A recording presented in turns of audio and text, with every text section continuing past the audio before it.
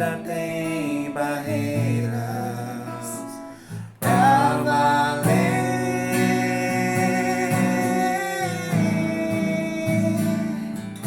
Estou aqui escalando as montanhas do viver e angustiado eu terei que vencer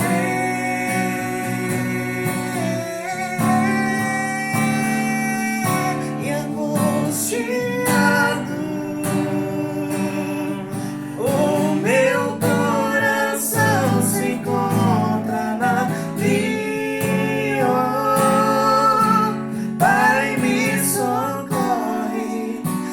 Eu vivo aqui tão só, preciso muito de tua paz aqui em mim.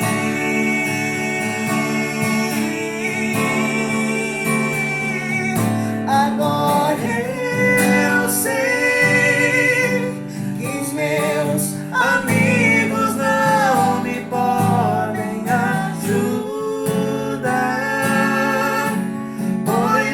Essa vida, meu tormento é singular. Só tu, Jesus, podes minha vida transformar.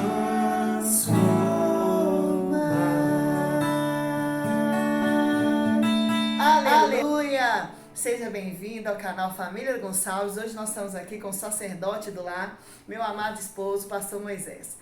E eu sei que a palavra que ele vai trazer para a sua família vai ser uma palavra de vitória e de bênção.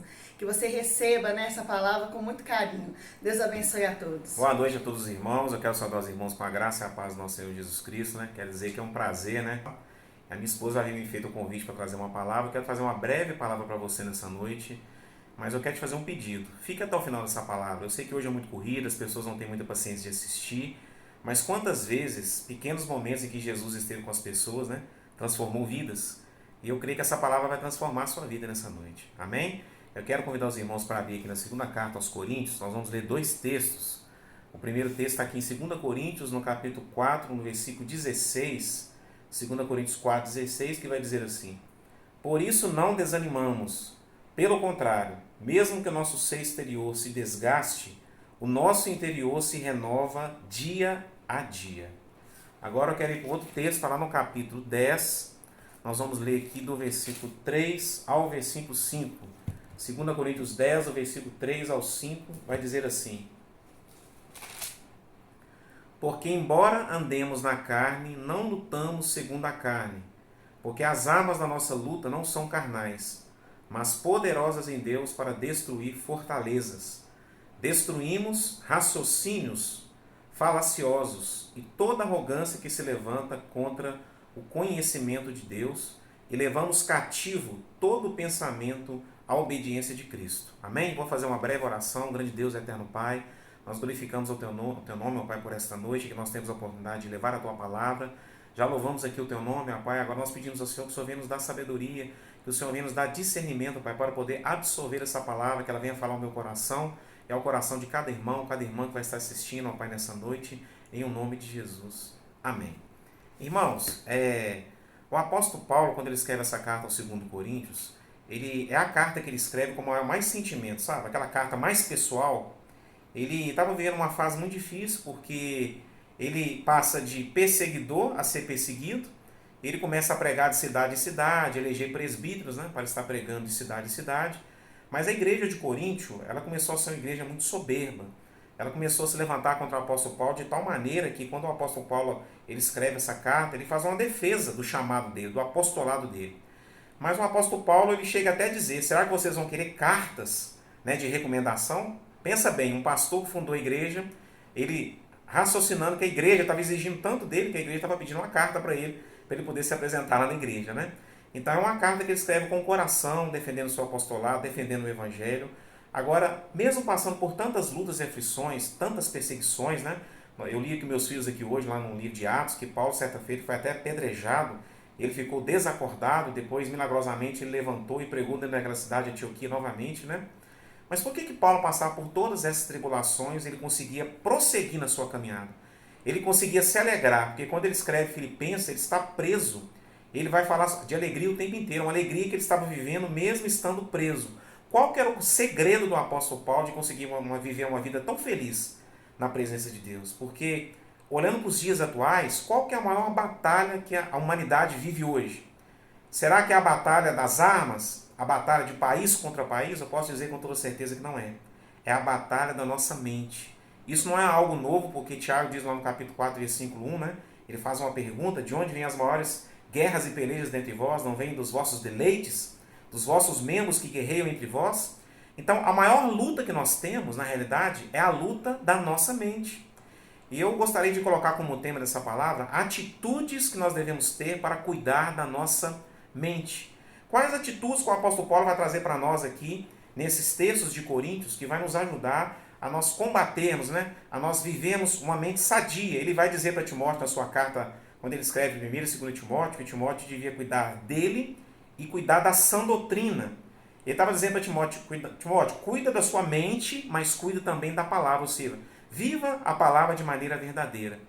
Mas desde que mundo é mundo, irmãos, nós temos uma luta muito grande, essa luta interior da nossa mente. O apóstolo Paulo chega até a dizer, né? Aquilo que eu quero fazer eu não faço, e aquilo que eu não posso fazer, eu faço. Então o apóstolo Paulo está falando aqui para nós que existe uma batalha invisível. Uma batalha que você não enxerga, mas o campo dessa batalha é a sua mente. E dentro desse texto aqui de 2 Coríntios, no capítulo 10, o apóstolo Paulo vai trazer para nós qual que é o cerne desta batalha. Ele está falando aqui de falsas doutrinas, ele está falando de sofisma, de falsas filosofias. Então ele está trazendo para nós, quando ele está falando da mente aqui, que existe um campo de batalha que é a nossa mente, mas tem um cerne dessa batalha. Qual seria o cerne dessa batalha? As verdades do Evangelho contra as falsas doutrinas ou as falsas verdades, as falsas filosofias. Quando ele vai falar de combater fortalezas, quando ele vai falar de combater sofismas, né? Essas fortalezas seriam o quê? Qualquer teoria que se levanta contra a palavra de Deus, qualquer tipo de cosmovisão, né? Por exemplo, o machismo, o hedonismo, que prega que nós temos que ser felizes a qualquer custo, custo que custar, o importante é o homem ser feliz, é o que o hedonismo vai pregar. O narcisismo, que é essa idolatria, não que você não possa cuidar do seu corpo, mas hoje há também um exagero muitas vezes em cima disso, da pessoa se preocupar só com ela. O apóstolo Paulo vai dizer que nos últimos dias seria assim, né? As pessoas seriam amantes dos seus deleites e inimigos das coisas de Deus.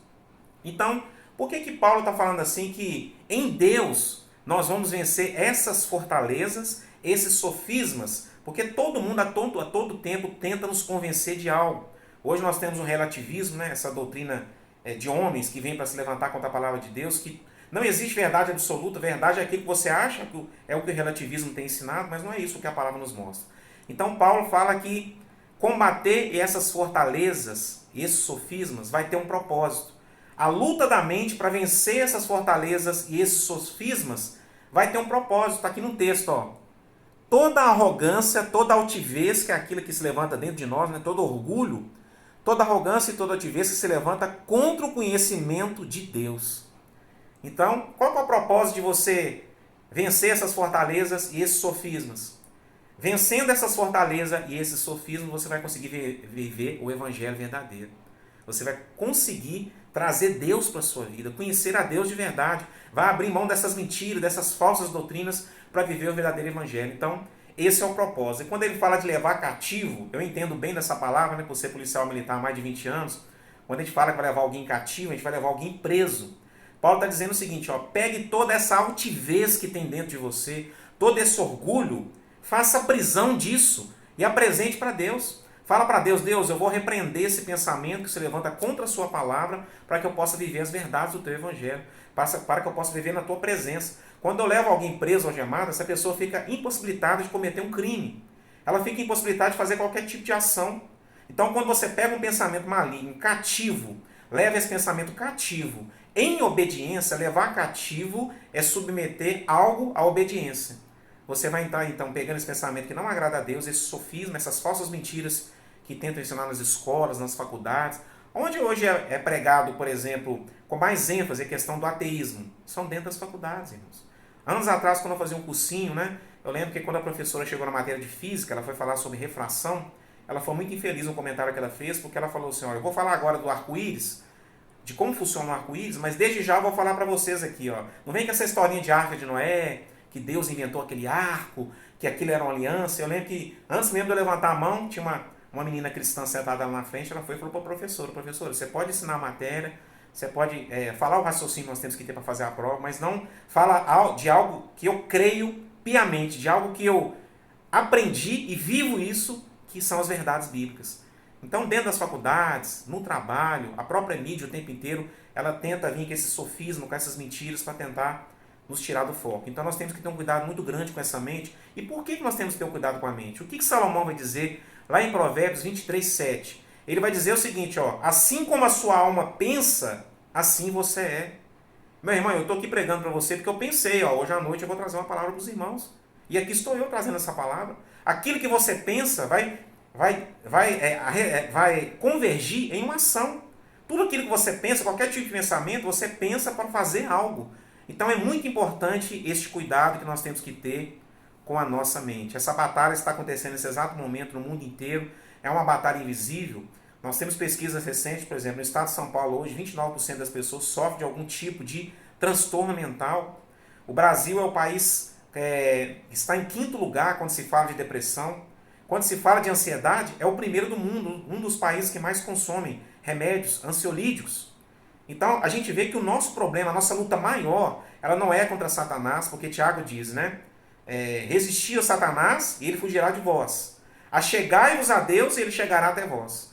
Então, se você para de pecar, se você leva uma vida diante de Deus, né, de santidade, os pecados vão aos poucos saindo da sua vida, Satanás não vai mais ser problema para você.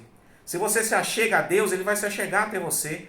Agora, se você não cuidar da sua mente, a Bíblia vai dizer lá em Jeremias, né, que o nosso coração é o mais enganoso de todas as coisas. Então, se você não cuidar da sua mente, ela vai te levar a fazer coisas que irão contra o Evangelho e, por sua vez, isso vai te trazer infelicidade. Isso não vai permitir que você viva a verdadeira paz que o Evangelho pode nos proporcionar. Então, para ser breve aqui nessa palavra, eu quero trazer aqui essas atitudes. Serão apenas 4 atitudes. Eu já quero aqui partir para a primeira, que é o seguinte. Qual que é o primeiro princípio que nós temos que aprender desse texto aqui? Primeiro princípio, não acredite em tudo que a sua mente traz a você. Não acredite em qualquer pensamento que vem na sua mente. Nós temos uma tendência natural de achar que tudo aquilo que a gente está pensando é o certo, né? É o correto. Ah, eu vou comprar aquele carro porque eu acho que eu mereço aquele carro. Ah, mas eu vou cometer aquele pecado porque ninguém está vendo. E eu também mereço fazer isso, porque eu mereço ser feliz. Eu trabalho tanto, eu esforço tanto, não posso fazer aquilo que eu quero fazer. A mente da gente, o tempo inteiro, ela tenta nos enganar. Então, não acredite em tudo que vem na sua mente. Você sabia que quando Paulo ele ia tomar algum tipo de atitude, ele não tomava de maneira precipitada? Quando aquela moça, por exemplo, com espídia de vinho, estava perturbando o apóstolo Paulo, ela ficou 7 dias dizendo a mesma coisa. Esses homens são santos homens de Deus. O apóstolo Paulo já não chegou a colocar a mão na cabeça dela e repreendendo aquele demônio. Ele pensou, ele raciocinou. Ele buscou primeiro para ver se aquilo realmente era uma possessão maligna. Depois que ele teve certeza, que ele raciocinou e viu que aquilo realmente era algo que estava atrapalhando, que ele foi ali e expulsou o demônio daquela jovem. Quando Neemias recebeu a notícia, né, que Jerusalém estava em ruínas, Neemias já não correu lá para o rei Artaxerxes e falou para ele, rei, eu preciso ir lá restaurar Jerusalém, quero que você me dê uma carta de licença. Nesse momento, não. Neemias raciocinou, foi para sua casa, orou, jejuou, chorou na presença de Deus, para depois então tomar aquela atitude. Quando Daniel foi chamado para interpretar aquele sonho do rei, ele primeiro pediu um tempo para orar a Deus, para buscar a Deus, jejuar, para que Deus mostrasse para ele qual que era a revelação daquele sonho. Então nós não temos que ser precipitados e acreditar em tudo aquilo que vem na nossa mente. Eu quero ler um texto rapidamente aqui para os irmãos, que está lá em Jeremias, no capítulo 17, no versículo 9. Olha só o que o texto vai dizer. Jeremias 17, 9. Enganoso é o coração mais do que todas as coisas, e desesperadamente corrupto. Quem poderá entender? Meu irmão, quando a Bíblia fala de coração, não está falando desse órgão que bombeia o sangue. Está falando da sua mente. Jeremias está trazendo uma profecia. O nosso coração é enganoso mais do que todas as coisas. Ele é desesperadamente corrupto. Corrupto, no hebraico, quer dizer carne apodrecida. Então não dá para confiar em todo tipo de pensamento que vem na sua mente e você já vai e coloca aquilo em ação, não. Mesmo nas pequenas coisas, vai comprar um carro, Vai tomar uma decisão, colocar um filho na faculdade, fazendo um concurso, meu irmão, ore a Deus primeiro. Busque resposta na palavra. Se for uma decisão importante, faça jejuns. Não vai tomando atitude. Eu já tomei várias atitudes precipitadas, já tomei prejuízo comprando carro, já fiz muitas coisas na minha vida sem pensar, sem raciocinar, sem orar a Deus. E hoje eu estou aqui com experiência para te falar, principalmente quando se fala de ter uma mente igual à mente de Cristo, não é o que Paulo diz lá em 1 Coríntios 2? Que o homem espiritual discerne as coisas espiritualmente. Então, meu irmão, nunca acredite naquilo que a sua mente está te dizendo. Nem sempre vai ser a verdade. Nem sempre vai ser aquilo que Deus quer para você. Vamos partir para o segundo princípio, que é proteja a sua mente. Tira a sua mente todo tipo de lixo, meu irmão. Não permita que a sua mente venha acessar o lixo. Olha só o que diz o texto de Provérbios, capítulo 15, versículo 14. Vou ler para vocês aqui. Ó. Provérbios 15, versículo 14. Olha só o que diz o texto. O sábio tem fome de conhecimento, mas o tolo se alimenta do lixo. Assim como o nosso corpo precisa de um alimento saudável, a nossa mente também precisa. Lembra que eu disse lá no início, que Salomão vai dizer? Aquilo que a sua alma pensa é aquilo que é. Então tudo que você vai fazer, meu irmão, depende daquilo que você está pensando. Se a sua mente está alimentando só de lixo, por que hoje tem pessoas que vão na igreja aos domingos e saem da igreja criticando? Não, o louvor não foi tão bom, a palavra do pastor não foi tão boa, porque fica a semana toda se alimentando de lixo. Não estou falando que você não possa assistir um filme, uma série, mas, meu irmão, isso não tem que ser a sua prioridade. Você fica o tempo inteiro Instagram, rede social, acessando coisas que não agradam a Deus, muitas vezes até uma pornografia. Uma cena de pornografia demora 5 anos para sair da mente.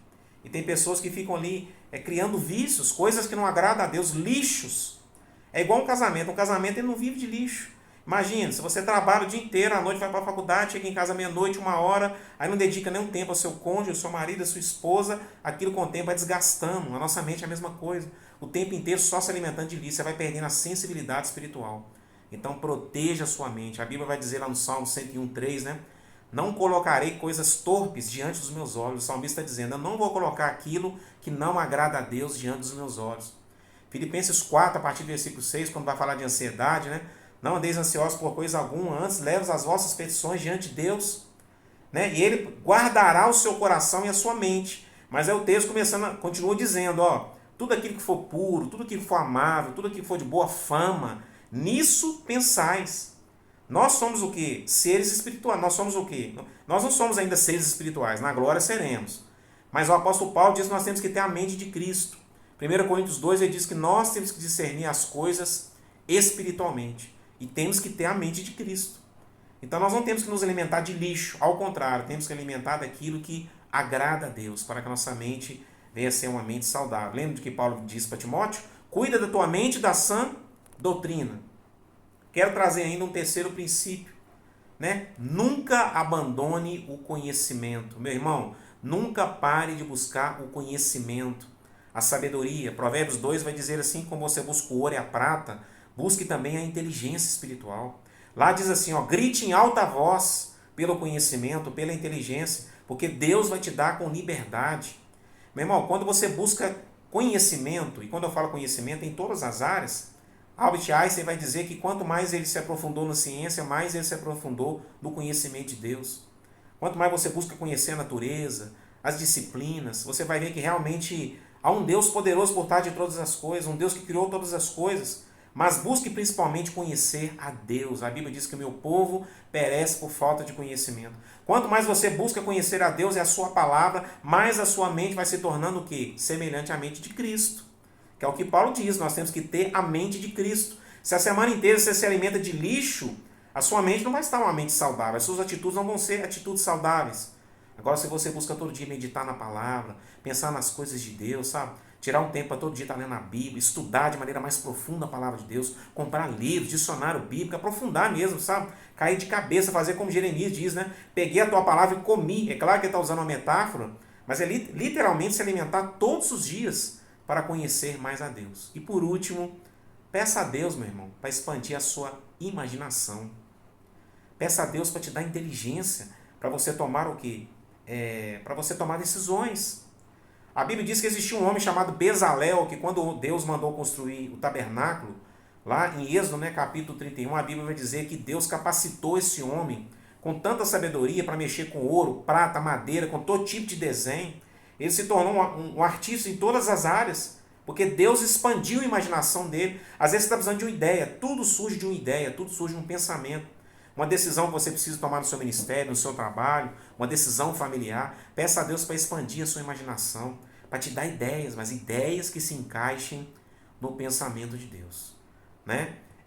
Eu quero aqui encerrar essa palavra chamando a sua atenção para um texto que Paulo vai escrever lá em Romanos capítulo 12, versículo 1 e 2, quando ele diz assim: Rogo-vos, pois, irmãos, que apresenteis os vossos corpos como sacrifício vivo, santo e agradável a Deus, que é o vosso culto racional.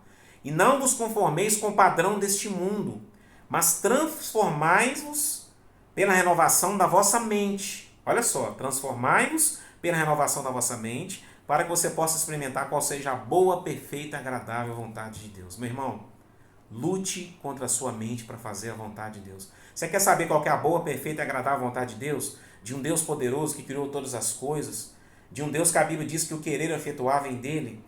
Então renove a sua mente. Essa atitude depende de você. Então traga esses princípios que foram ensinados aqui hoje e eu tenho certeza que Deus ele vai trazer transformação na sua vida. Um grande abraço, que Deus abençoe a todos.